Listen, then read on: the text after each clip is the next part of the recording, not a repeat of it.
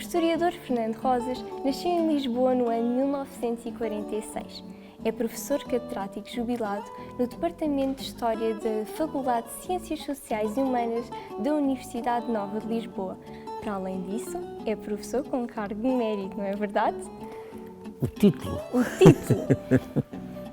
Obrigada, antes de Ora, tudo, por estar aqui comigo, por nos esclarecer algumas questões acerca das crises que Portugal enfrentou ao longo da história e que ainda enfrenta nos dias de hoje. Por isso, estou muito grata por estar aqui comigo. Tenho todo o prazer. Então, vamos começar pela Segunda Guerra Mundial.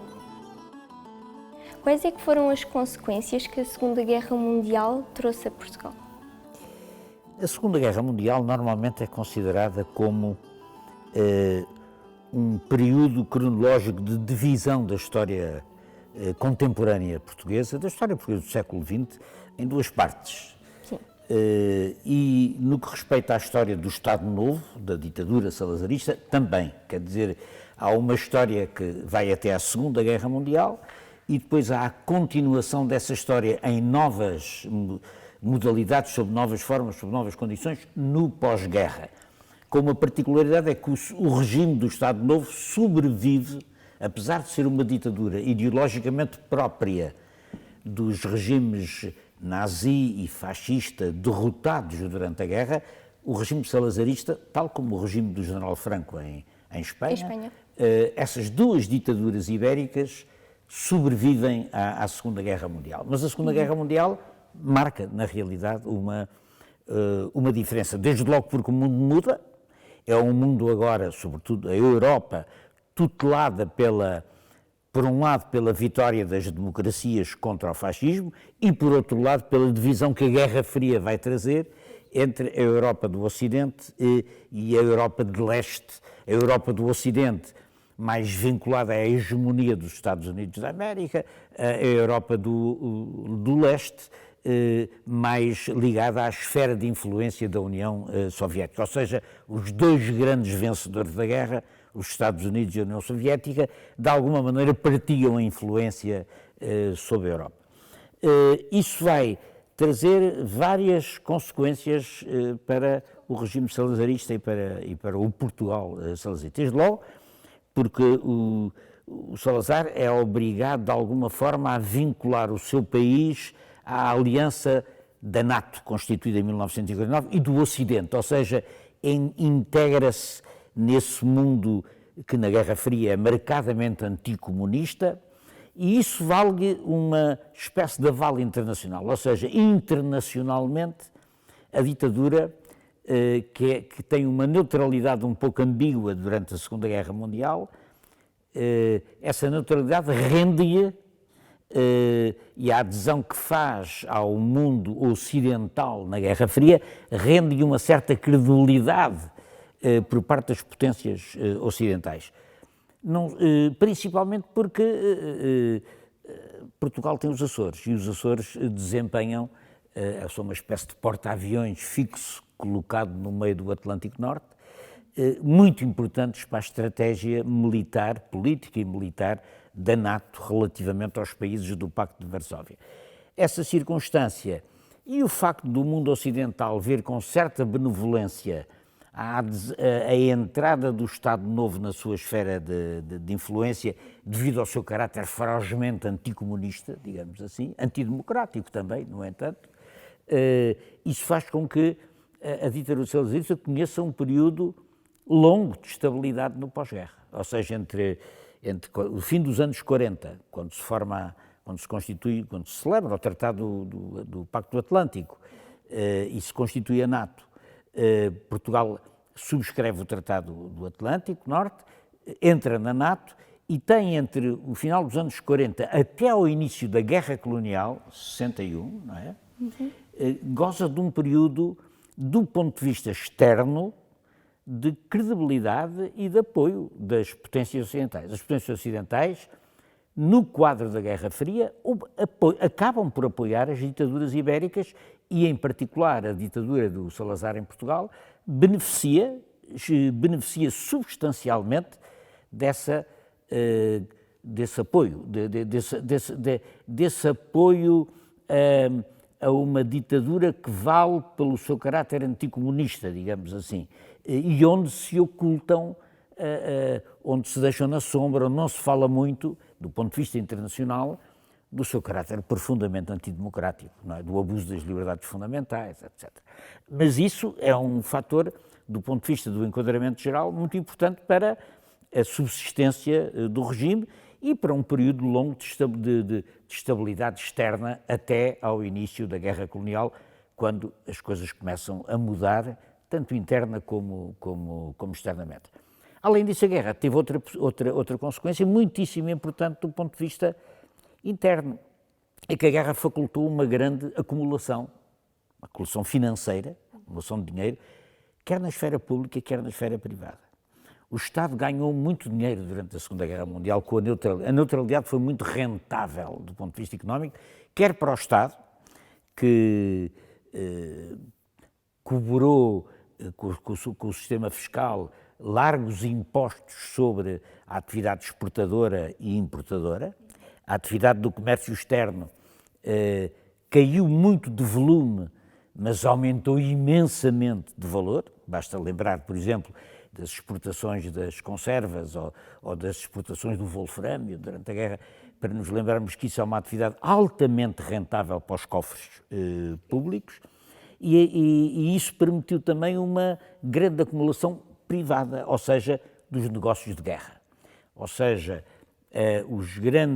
aquilo que viriam a ser os grandes grupos económicos fazem a sua, chamemos-lhe assim, a sua acumulação primitiva, digamos assim, a gênese financeira desses grupos beneficia muito do dinheiro que ganham com a guerra, não é? Com as exportações, com as importações, com o contrabando, com os negócios ilícitos, ganha-se muito dinheiro durante a Segunda Guerra, porque Portugal era um país que precisava de importar muita coisa e para isso eram precisos os importadores, que ganhavam com a especulação dos preços, e o pouco que Portugal exportava era suficientemente importante para dar lucros fabulosos.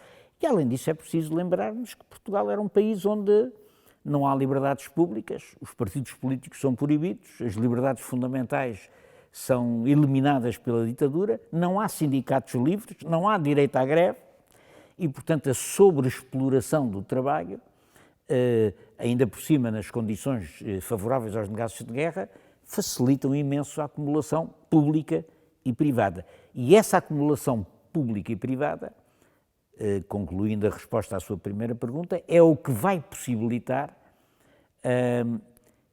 que finalmente chegue a Portugal a segunda revolução industrial.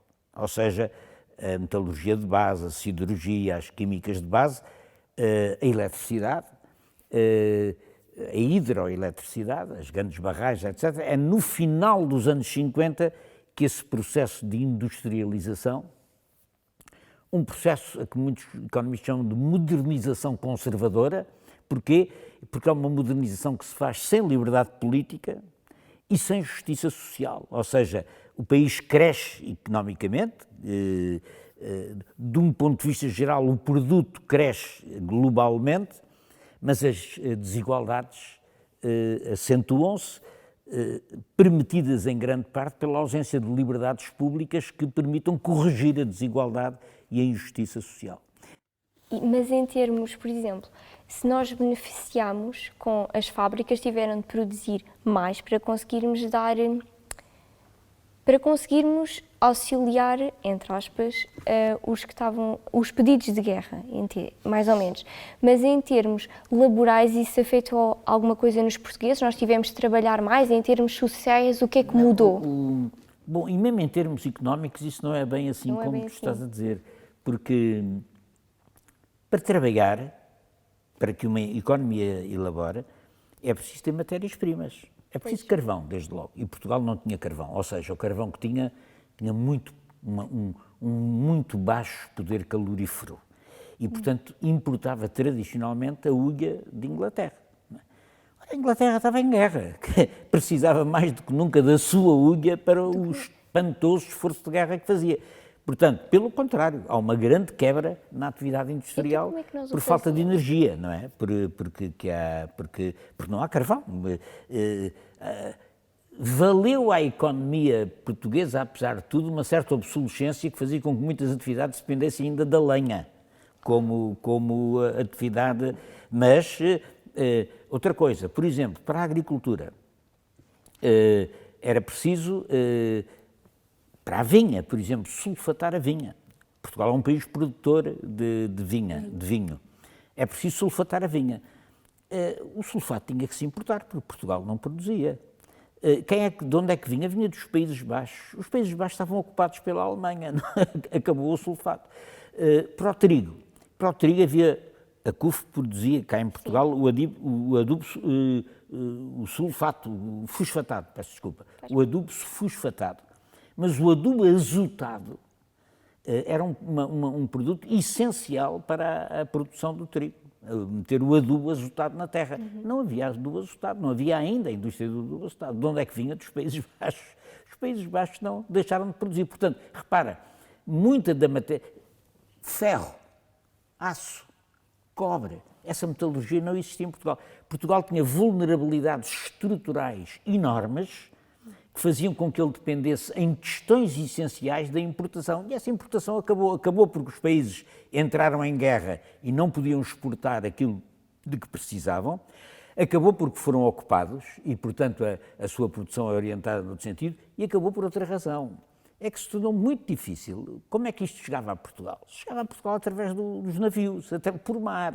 90% do que o país produzia, do que o país necessitava como matéria-prima e artefactos, vinha por mar. E por mar a guerra também se fazia no mar. Portanto, quer dizer que arranjar um navio que pudesse transportar a hulha, o carvão de Inglaterra, era um assunto do Estado, que vinha diretamente ao despacho do Salazar, como ministro, que também era ministro dos Estrangeiros nessa altura. Portanto, quer dizer, além do mais, mesmo através de complexas negociações, quando se arranjava o trigo para comer, porque a produção de trigo não chegava, o trigo vinha do Canadá, dos Estados Unidos, tinha que atravessar o Atlântico, como é que se transportava? Não é? Como é que se arranjava um graneleiro para trazer o trigo? Não é? Como é que se arranjava um navio ainda por cima adaptado ao grande transporte do carvão? Havia poucos e a Inglaterra precisava deles, portanto, e nós não tínhamos frota mercante. Portanto, há uma grande vulnerabilidade da economia portuguesa, vulnerabilidade estrutural, quer dizer, o trigo que se produzia não chegava, as matérias-primas fundamentais ao trabalho agrícola e ao labor industrial não eram produzidas em Portugal e dependiam de exportações, e o efeito da guerra foi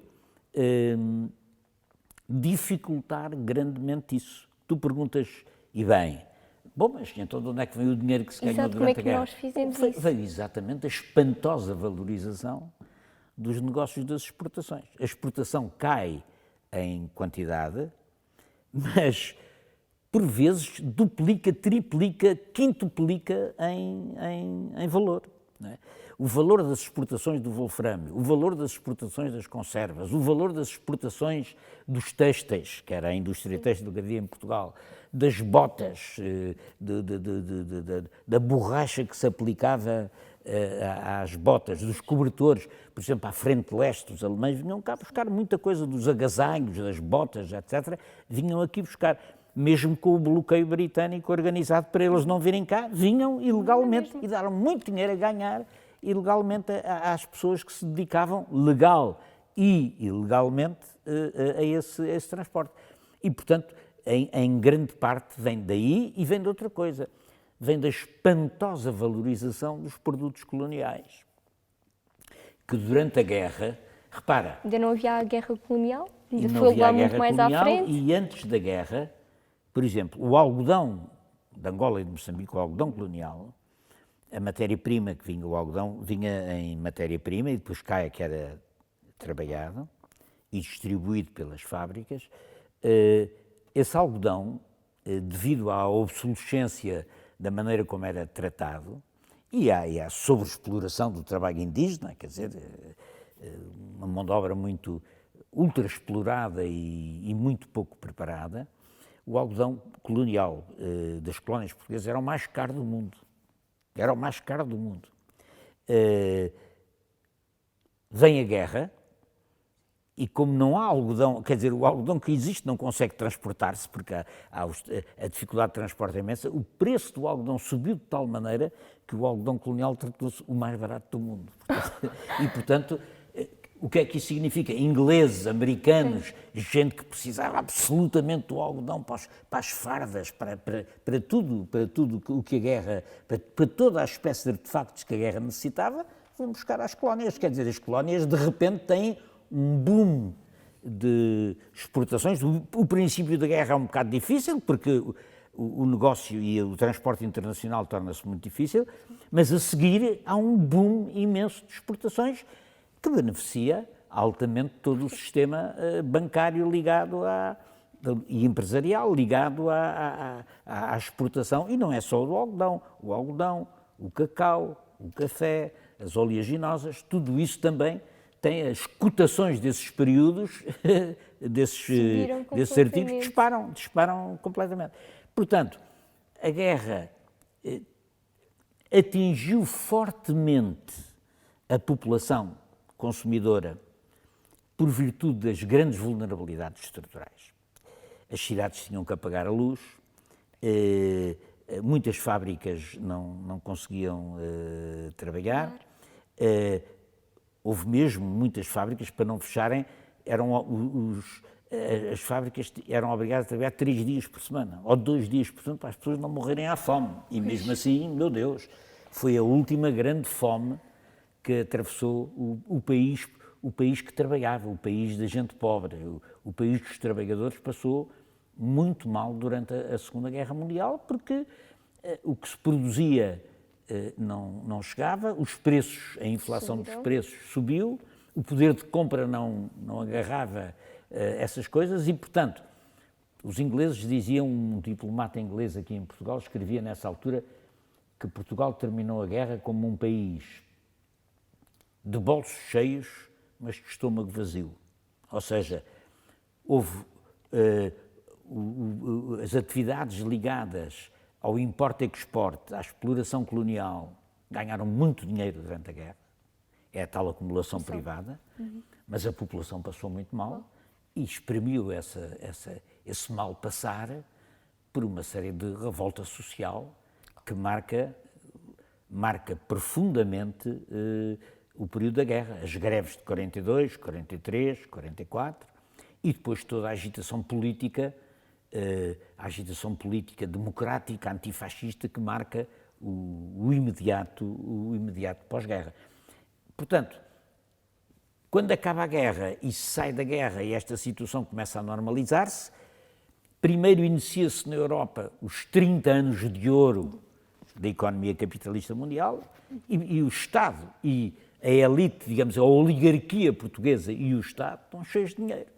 E, portanto, isso vai permitir, digamos assim, a segunda que cheguem cá as atividades, com grande atraso, mas chegam cá, as atividades da segunda Revolução Industrial e um certo modelo de modernização, que aumentando o produto e o rendimento em termos globais, uma vez que não há liberdade política, uma vez que não há liberdade sindical, uma vez que não há direito à greve, essa modernização, a que se chama por isso mesmo modernização conservadora, não democrática, injusta socialmente, essa modernização cavou profundamente as diferenças sociais que já existiam. Melhora a vida global, mas aumenta muito as diferenças sociais. Basta-te lembrar-te quando chega ao 25 de Abril, apesar da indústria ter crescido 7% ao ano, a indústria transformadora, apesar de haver novas indústrias, apesar de terem melhorado os salários, o nível de vida um pouco, a diferença era enorme. E repara, 30 e tal % das casas continuam a não ter nem eletricidade, nem saneamento básico, a extensão do analfabetismo é brutal, a taxa de mortalidade infantil é a maior da Europa Ocidental. No analfabetismo só somos batidos pela Turquia, que tem mais analfabetos. Não é? Portanto, quer dizer, para se ver que não se pode falar só em números agregados, tem que se falar na natureza e por isso, e daí o papel do historiador. Não é? O papel do historiador não é ficar só nos números, na agregação dos números. Isso, o puro quantitativismo não nos foca naquilo que é a realidade qualitativa, que o historiador deve penetrar e explicar. O que é que viveram realmente aquelas pessoas? O que é que viveram aquelas pessoas e em que condições se dá uma modernidade. É certo que há elementos de modernidade, claro, as pessoas, quando se instalam novas indústrias em Portugal, não é? A Sorefam, a MAG, a metalúrgica de base, as químicas de base, etc., isso é importante. Há muita gente que vem do campo e que se fixa nas cidades e a vida melhora um pouco. Porque as pessoas têm emprego, os salários aumentam alguma coisa, mas as distâncias... surge uma classe média muito fininha, mas que consegue pôr os filhos a estudar, quer dizer, há coisas que mudam, não é? Há mais gente a entrar na universidade, tudo isso muda. As coisas vão devagarinho, vão se adaptando, vão se modernizando, mas mesmo assim com um atraso. Mas repara, as pessoas não têm condições, como há em democracia, de discutir a repartição do rendimento. Quer dizer, eu devo ter os rendimentos do trabalho continuam a estar bastante abaixo dos rendimentos da riqueza, naquilo que são a contabilidade do rendimento nacional. Como é que isto se corrige em democracia? Pela luta social e política, pela ação dos partidos políticos, pela ação do Parlamento, um Parlamento livre, pela ação de eleições livres, pela ação dos sindicatos. Ora, isso não existia em Portugal.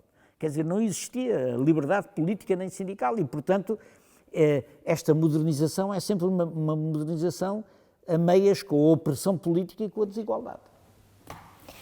E a opressão está completamente ligada ao Salazar, não é verdade? O que é que levou o Salazar a aderir ao Plano Marshall? Bom, é uma boa pergunta, porque sabes que durante muito tempo em Portugal desconhecia-se que o Salazar tinha aderido ao Plano Marshall. É uma tese de uma aluna minha, aliás, nessa altura, hoje professora, lá da Faculdade de Ciências Sociais e Humanas, a professora Fernanda Rolo, que faz o primeiro trabalho académico em que demonstra que Portugal primeiro disse que não, depois disse que sim. Portugal começou por dizer que não ao Plano Marshall, porque o Salazar tinha medo da invasão do dólar.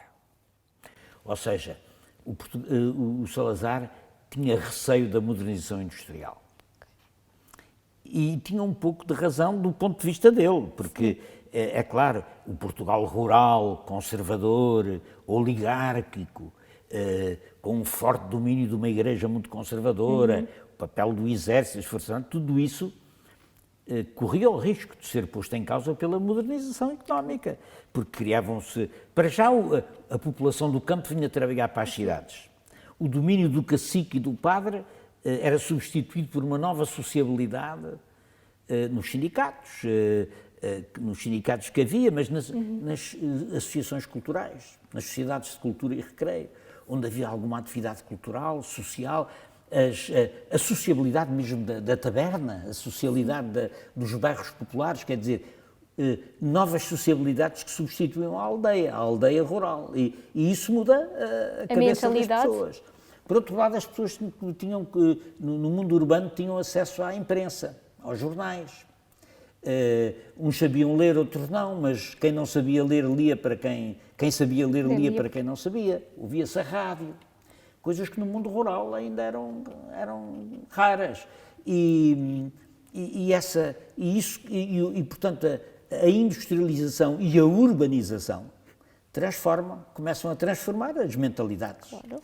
E a criar uma nova mentalidade, bom, que era de facto hostil à ditadura conservadora, opressiva que existia no país. E, portanto, o Salazar sempre tentou travar a industrialização, apesar de não conseguir, quer dizer, não conseguir completamente. Tinha que fazer ali um equilíbrio entre aquele setor muito conservador e ruralista da ditadura, que se opunha à industrialização, e a burguesia industrial que estava a nascer e queria ganhar dinheiro, claro. E, portanto, queria fazer negócio, não é? E E o Salazar fazia uma espécie de ponte entre os dois, mas, como ele dizia, com um travão de segurança. Quer dizer, era preciso não deixar isso entrar muito... É preciso não deixar que a modernização fosse muito rápida, muito depressa, subversiva, nesse sentido. E portanto, o Salazar tem, nesse quadro, um dos receios do Salazar é a invasão do dólar, ou seja, o investimento estrangeiro. Como ele dizia, chamava a invasão do dólar. O Salazar, através do que era então, quem era nessa altura, a seguir à guerra, ministro das Finanças, o Lumbrales, primeiro começaram por dizer que não. O Plano Marshall. O que é que acontece? Acontece, no entanto, que as necessidades económicas do país no pós-guerra, o país estava muito ameaçado, havia muito descontentamento social, tinha havido as greves de 43, 44, tinha aparecido uma oposição democrática muito forte em 45, 46, 47, e, portanto, dentro do regime há uma corrente que vai aplicar parte das receitas em divisas, ou seja, do dinheiro, da moeda estrangeira que se tinha ganho com os negócios de guerra, a fazer o quê? A importar o quê? Carne, manteiga, a importar aquilo que estava assambarcado e tirado do mercado pelo mercado negro, pela especulação. E ao fazer essas importações, isso obrigava quem tinha coisas assambarcadas e escondidas a expusesse no mercado e a baixar os preços, porque é a lei da oferta e da procura. Se de repente a oferta aumenta, os preços baixam. E, portanto, como dizia o Marcelo Caetano, que era um defensor dessa política, é a psicose da baixa, quer dizer, os preços baixam. Mas isso criou uma crise nas divisas, ou seja, Portugal ficou muito afetado do ponto de vista da sua balança de pagamentos. Ficou com menos moeda estrangeira, menos dólares, menos libras, etc.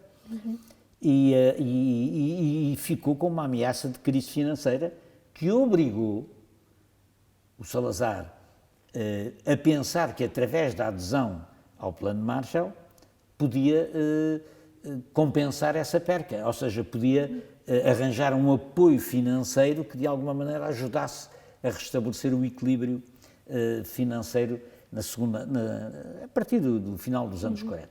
O ministro que tinha feito esta política, o Daniel Barbosa, chamavam-lhe o Daniel das farturas, porque havia, nessa altura, as farturas, nas feiras populares havia umas bancas que era o Daniel das farturas, e então o ministro como importava os bens, a carne, a manteiga, a fruta, importou aquilo tudo, chamavam-lhe o Daniel das farturas. Foi popular, era um ministro popular por causa disso, baixou os preços e acabou com o assambarcamento, na prática. Não é?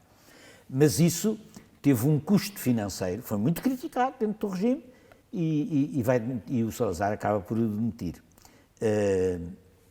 para restabelecer uma política tradicional de equilíbrio financeiro. E isso é isso que leva o Salazar a fazer o recurso ao Plano Marshall, do qual Portugal tira algum benefício. Não tanto como noutros países, porque adere tarde, e o Plano Marshall tinha um prazo e tinha mecanismos relativamente complexos. Por exemplo, é a adesão ao Plano Marshall que obriga Portugal, o governo português, a pela primeira vez conceber um plano de estratégia económica. Ou seja, um plano de desenvolvimento económico. Não havia. É um homem muito ligado ao Salazar e à Caixa Geral de Depósitos, o engenheiro Araújo Correia, que faz esse primeiro plano de desenvolvimento económico para apresentar aos americanos e às estruturas da OSCE, que era a estrutura que administrava o Plano Marshall, o primeiro esboço de um plano de desenvolvimento, antes dos planos de fomento, que só começam no início dos anos 50, é o Plano Marshall que obriga a isso. E Portugal ainda beneficia, de acordo com os estudos que a Fernanda Rolo fez, vai beneficiar ainda, em alguns setores importantes, vai beneficiar, nomeadamente nas colónias, investimento colonial, vai beneficiar, e noutras atividades industriais, vai beneficiar com as verbas Marshall. Bem, isso é muito interessante. Eu agora fiquei muito curiosa para ler um bocadinho da tese da Fernanda São Rolo. duas. Ela fez a tese de mestrado sobre o contexto internacional, ou seja, o Plano Marshall como atividade diplomática, Sim.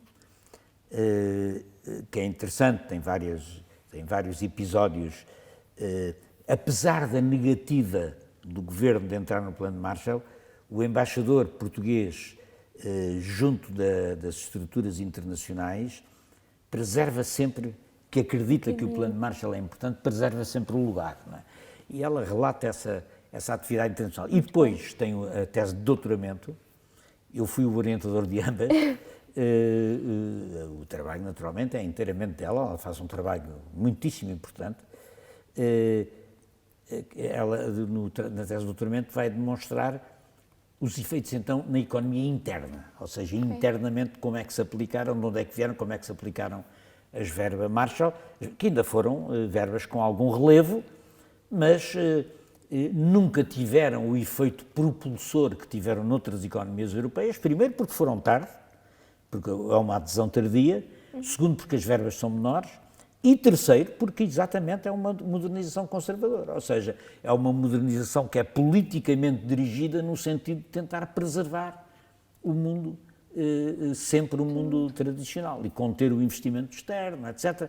Quer dizer, é uma modernização que não liberta totalmente as forças económicas e sociais produtivas, mas tenta, sobretudo, salvaguardar o regime. Não é?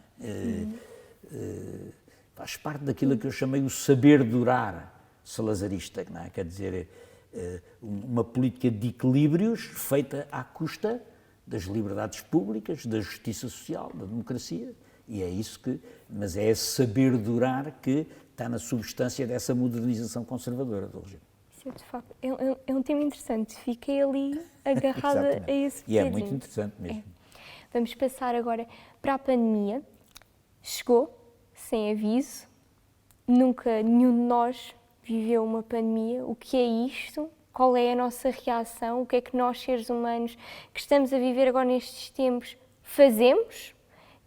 A pandemia afetou-nos a todos de maneiras completamente diferentes, mas que depois, no fundo, nos ligam a todos. Como é que a pandemia tem afetado a sua vida? Portugal, historicamente, já tinha conhecido uma pandemia, o que não é a memória espanhola, dela, porque as pessoas todas desse tempo morreram. E, curiosamente, há uma grande escassez de fontes e de testemunhos da gripe espanhola, não é? Chamada gripe espanhola, a pneumónica, não é? Sim. Mas que também é uma pandemia com traços muito semelhantes a estes, com uma grande desvantagem, é que não havia nem antibióticos, nem vacinas, nem coisa nenhuma, e a miséria em Portugal nessa altura, a miséria da habitação, das condições de vida, era muito maior. Basta dizer que não há números seguros sobre a pandemia da gripe espanhola, mas calcula-se que tenham morrido em Portugal entre 50 a 100 mil pessoas. Não é? Quer dizer, há uma mortandade muito superior à da Primeira Guerra, onde Portugal participou, quer nas Flandres, quer nas colónias. Não é? E, portanto, essa memória, agora, a propósito do Covid-19, foi bastante invocada, mas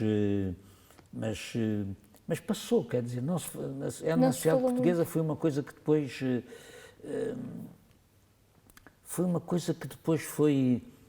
que se apagou na memória, muito na memória. Foi agora ressuscitada com a Covid, mas apagou-se porque Portugal, nessa altura, primeiro porque Portugal sofreu muitas doenças, não é? Portugal tinha muitas epidemias. Ainda havia a peste em Portugal. É preciso perceber que quando vem a pandemia, ainda há peste bubónica em certos locais de Portugal. E há tifo, e há malária. Quer dizer, a existência de pandemias altamente mortíferas é muito comum em Portugal. Basta tu veres o seguinte, até à Segunda Guerra Mundial, cidades como Aveiro, Santarém, Setúbal, etc., não têm saneamento básico. Portanto, não havia. Não é? Nos esmagadores, tudo que havia país, tudo por esse país fora, não há eletricidade e não há Serviço Nacional de Saúde, que faz a grande diferença. Portanto, o Covid foi uma pandemia que ataca toda a gente, mas que naturalmente, como a realidade está a mostrar, é muito pior nos países mais pobres e nas camadas sociais mais pobres, porque, quer dizer, onde não há serviços públicos de saúde, onde a saúde é um negócio para os ricos, não é? É um negócio que beneficia sobretudo as camadas privilegiadas da população. Esses podem ter acesso, mas depois para os outros não há nada, nem sequer há dinheiro para comprar vacinas. Ou então compram-se vacinas, mas o dinheiro que há é subtraído por esquemas de corrupção, etc. Portanto, é ver o que se passa no Brasil, é ver o que se passa na Índia, é ver o que se passou na América, nos Estados Unidos, do Trump, de Donald Trump. Não é? E, portanto, a primeira grande e decisiva vantagem de um país como o nosso é ter um Serviço Nacional de Saúde. Sem dúvida. Que, apesar das imensas dificuldades que tem, e apesar de não beneficiar de todos os apoios que deve ter, fez um trabalho absolutamente, fez e está a fazer um trabalho absolutamente extraordinário. A pandemia atacou inicialmente mais as pessoas de uma idade mais avançada. E o que se passa com a pandemia é que ninguém sabia nada deste vírus, não é? Quer dizer, os primeiros meses foram meses de aprendizagem absoluta, porque as pessoas diziam uma coisa, mas depois a realidade dizia outra, não havia experiência anterior. Não é? Havia experiência do vírus da gripe, mas o vírus da gripe não é este vírus que é inteligente e que se adapta, não é? Como se está a ver agora por esta nova variante Delta, que se adapta com muita facilidade.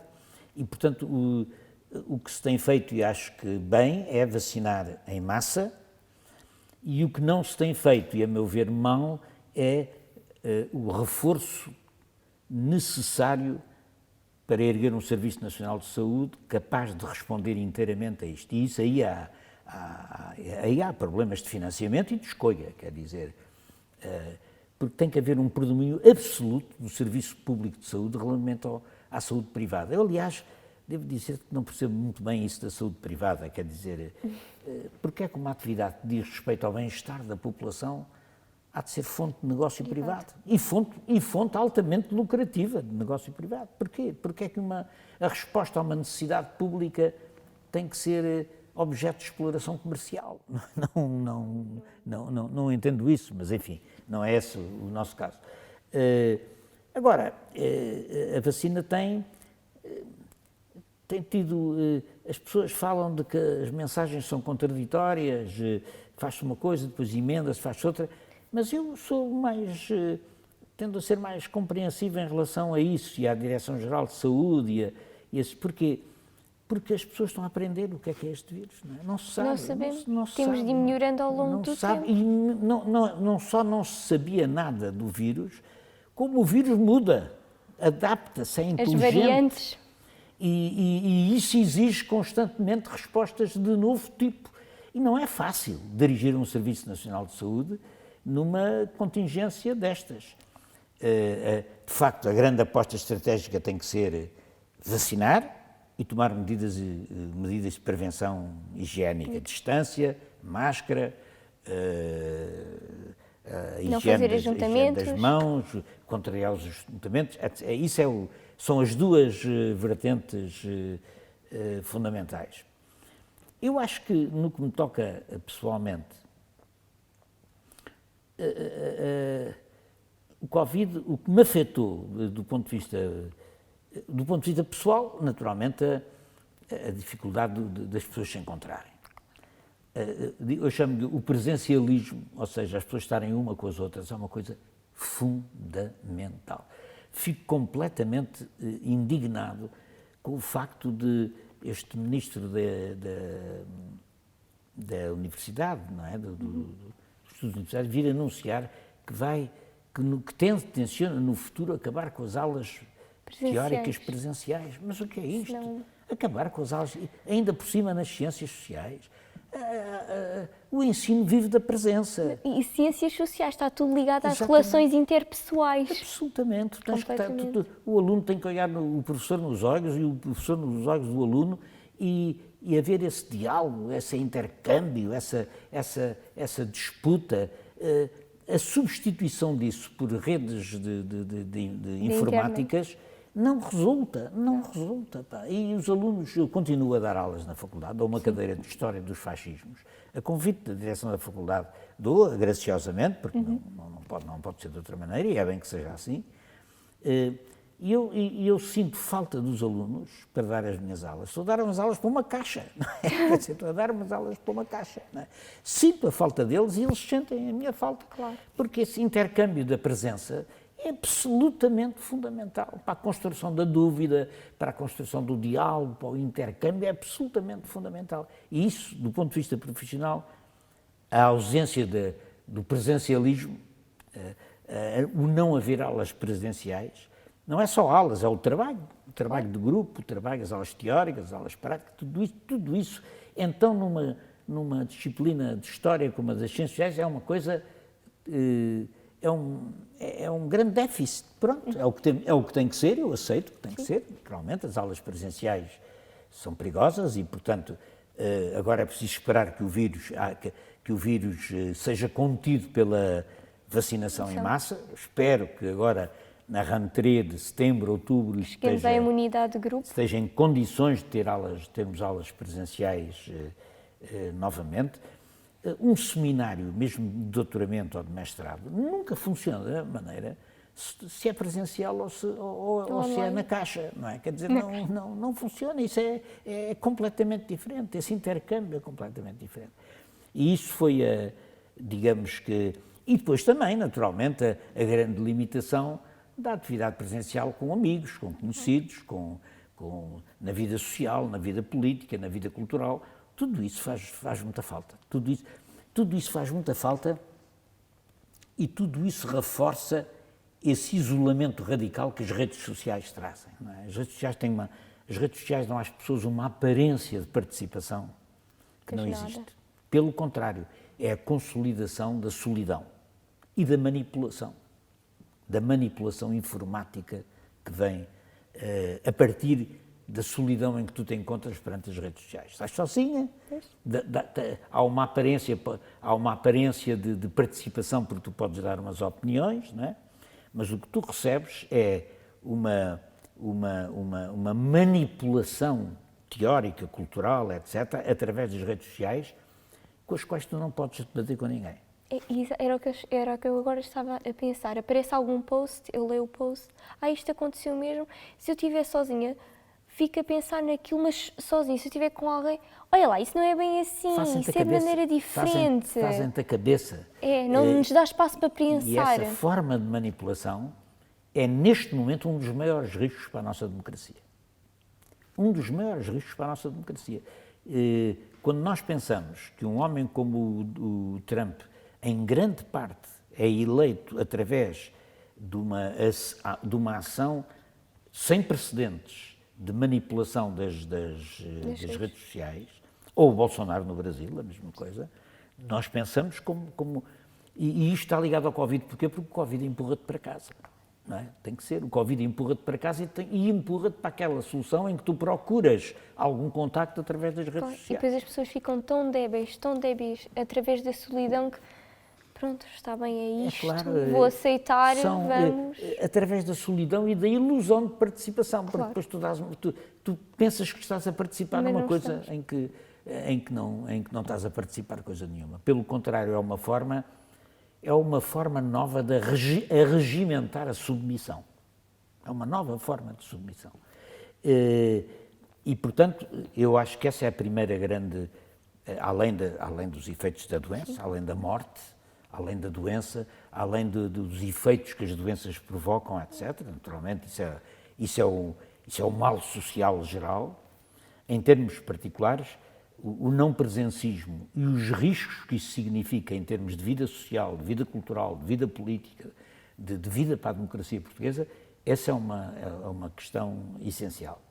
Em termos do meu trabalho pessoal, não houve grande diferença, porque eu trabalho em casa, portanto... Foi falar para a caixa. Quer dizer, em termos do meu trabalho individual, eu trabalho em casa e agora ainda por cima tenho menos aulas, portanto, não quer dizer que tenha menos atividades, mas tenho aquela atividade das aulas e da carga horária, etc., está aliviada, dou uma cadeira, uma vez por semana. Tomara eu poder sair para ir às aulas, mas não tem havido aulas presenciais. Mas, portanto, a minha forma de trabalhar é trabalhar em casa com os meus livros, mesmo ir aos arquivos agora tornou-se, teve tudo fechado, não se podia ir a lado nenhum, portanto, tenho uma biblioteca razoável que fui comprando e vou continuando a trabalhar com os meus alunos, a trabalhar nos projetos em que estou envolvido e a fazer o meu trabalho, enfim, relativamente resguardado, mas isso eu já trabalho assim, escrevo assim, leio assim, e portanto não houve, desse ponto de vista do meu estilo de trabalho, não houve uma grande alteração. Houve uma grande alteração na minha atividade profissional e na minha atividade social, digamos assim, isso houve, e esse é um preço pesado, esse é um preço pesado e com consequências gerais que me preocupam muito, não é? Vamos ver como é que acordamos deste longo pesadelo, não é? Ligado ao pesadelo está completamente a nossa economia, que agora está a ser completamente, digamos que, derrubada. Na sua ótica, quais é que têm sido os efeitos desta pandemia na nossa economia? É claro, a nossa economia é uma economia, como aquela economia do tempo da guerra, tem novas vulnerabilidades, não é? E as vulnerabilidades que tem uma economia excessivamente dependente do turismo, não é? Do turismo, ou seja, tu tens dois setores da economia que são muito importantes, empregam muita gente e representam uma percentagem do produto significativa, que estão totalmente dependentes do turismo internacional, que são a hotelaria e a restauração. Não é? A restauração não só, mas também, não é? Sobretudo em certas zonas do país. E esses setores vão ser muito afetados. Muito trabalho precário, o aumento da precariedade e de pessoas que, como não tinham proteção social nenhuma, foram durissimamente atingidos quando as atividades pararam, porque de repente descobriu-se, de repente dá a ideia que as autoridades descobriram o imenso oceano de trabalho precário que existe neste país, que é pessoas que estão a trabalhar ou a prazo, ou com recibos verdes fictícios, ou que não têm mesmo salvaguarda nenhuma, é trabalho de freelancer, quando acabar, acabou. E de repente há um terceiro setor também que foi muito atingido, que é o da cultura, não é? Das atividades culturais, muitos milhares de pessoas atingidos por esse setor, e onde o trabalho precário, estes setores que eu estou a falar, hotelaria, restauração e cultura, é onde há maior número de trabalho precário. E esta gente, muita desta gente não tem subsídio de desemprego, ficou sem nada, não é? Ficou sem nada. E tem havido uma luta, uma intervenção social, política, para tentar dar proteção a estas pessoas, mas isso foi uma grande dificuldade. Depois, é evidente que o Covid e a quebra das relações internacionais, o comércio importa e exporta, a balança comercial, ressentiu-se muito disso e ressentiu-se a formação técnica dos nossos estudantes, porque estar 2 anos letivos seguidos sem aulas presenciais e a trabalhar como nós estamos, isso vai ter um preço em termos da formação técnica e da formação da formação da mão de obra, da formação das pessoas que são fundamentais ao funcionamento de uma economia moderna. E isso é um preço muito elevado. Eu acho que as pessoas em situação de precariedade, que são muitíssimas neste momento, sobretudo jovens, o desemprego, a precariedade, a oscilação e a debilitação da formação escolar, que são três problemas muito sérios e que e que este ambiente que a pandemia cria, que é um ambiente cada um no seu canto, cada um um ambiente de desmobilização cívica e social, não ajudam a resolver, não é? Portanto, temos que estar, como cidadãos, acho que temos que estar muito atentos aos tempos que aí vêm. E temos de aprender. Quais são as lições é que acha que nós, que estamos a viver esta pandemia, podemos levar para o futuro, mas também o que um dia as gerações futuras irão estudar, irão olhar para um livro de história, como nós agora olhamos para os nossos Segunda Guerra, como estávamos a falar ainda há bocado. Quais são as lições que elas podem retirar destes tempos e nós próprios que estamos a viver também? Bom, eu acho que a primeira lição é a centralidade do Serviço Nacional de Saúde. Precisamos de um serviço público de saúde apto a responder a situações deste tipo que toda a gente sabe que vão repetir-se. Vão repetir-se. Porque o mundo de onde vêm estes vírus, que tem origem animal, é um mundo que a espécie humana está a ocupar e está de alguma maneira a destruir e, portanto, a importar essa bicharada para dentro das sociabilidades humanas que existem. Não é? Isto vai-se repetir. E temos, portanto, do ponto de vista do Serviço de Saúde, do ponto de vista da investigação científica e do Serviço de Saúde, mas do Serviço Nacional de Saúde, eu acho que isso tem que ser uma prioridade absoluta da futura governança, digamos assim. Em segundo lugar, eu acho que do ponto de vista da economia,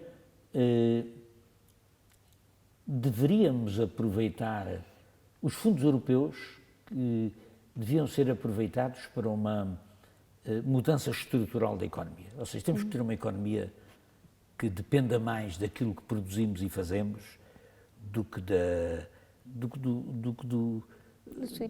do turismo, ou seja, do que da flutuação geral que o turismo traz. Estamos dependentes dos outros países, de uma certa forma. Ou seja, temos que ter uma economia que não dependa tanto como esta depende do turismo, da restauração, dessas coisas, porque não digo da cultura Sim. É bom, porque a cultura é o que ajuda a manter-nos acordados. Quer dizer, temos que ter uma economia de ponta, que aposte na modernidade, que aposte nos setores de ponta da tecnologia, na inteligência artificial, nas novas formas de produção, etc., e que esteja intimamente ligada à formação académica, à formação universitária, à formação tecnológica e à formação universitária de uma forma geral. Ou seja, temos aqui duas vertentes que são a reforma da economia, uma economia assente naquilo que nós podemos fazer, uma economia autocentrada e em que haja um controle público dos setores estratégicos, quer dizer, os setores estratégicos serem a grande aposta da economia pública, por um lado. E por outro lado, o ensino, a formação escolar, a formação científica, a formação tecnológica. E por outro lado, outro pilar que eu acho que seria fundamental é a participação cidadã. Ou seja, a participação cidadã através da intervenção cidadã na vida pública, na vida política, na vida cultural, na vida social, remetendo as redes sociais para o papel útil que elas podem ter. Ou seja, é preciso criar regras para as redes sociais. Quer dizer, é preciso impedir que nas redes sociais predomine a intoxicação, a mentira, a manipulação. E isso tem que ter regras. Há aí um debate muito grande sobre isso. É claro que as regras não podem assemelhar-se a uma censura prévia ou pós-de, mas tem que haver regras. Tem que haver regras que defendam as pessoas da manipulação, das fake news, da mentira, da intoxicação. E as pessoas não podem entender essas regras como uma liberdade que lhes esteja a ser tirada. Não, é algo que nos está a proteger em relação ao que é mentira. Mas isso é o contrário da liberdade. O que existe neste momento é para matar a liberdade. Não é? E, portanto, Não estou a dizer que as pessoas não sejam... Deve-se partir e preservar a liberdade de opinião, Sim, como é claro. evidente. Esse é o fundamento de toda a democracia. Agora, a mentira, a manipulação, a tentativa de envenenar contra a democracia Sim. as redes sociais, eu acho que isso envenenar a democracia e a convivialidade social, com a calúnia, com a falsidade, com o ódio de género, com o ódio racial, etc. Eu acho que sobre isso tem que haver regras portanto, digamos assim, que o pilar da vida democrática do país parece um outro pilar muito importante. Uma economia reestruturada e centrada naquilo que são as grandes opções estratégicas do país, que o tornem menos vulnerável, o ensino, fundamental, a saúde pública e a democracia. Sem dúvida. Muito obrigada. Nada. Fiquei esclarecida em relação às minhas questões e muito curiosa em relação a certos temas. Dá-me vontade de ir procurar mais. Espero bem que faça parte da geração que vai continuar a estudar este assunto. Espero bem que sim, vou fazer por isso. Muito obrigada. Nada. Felicidades.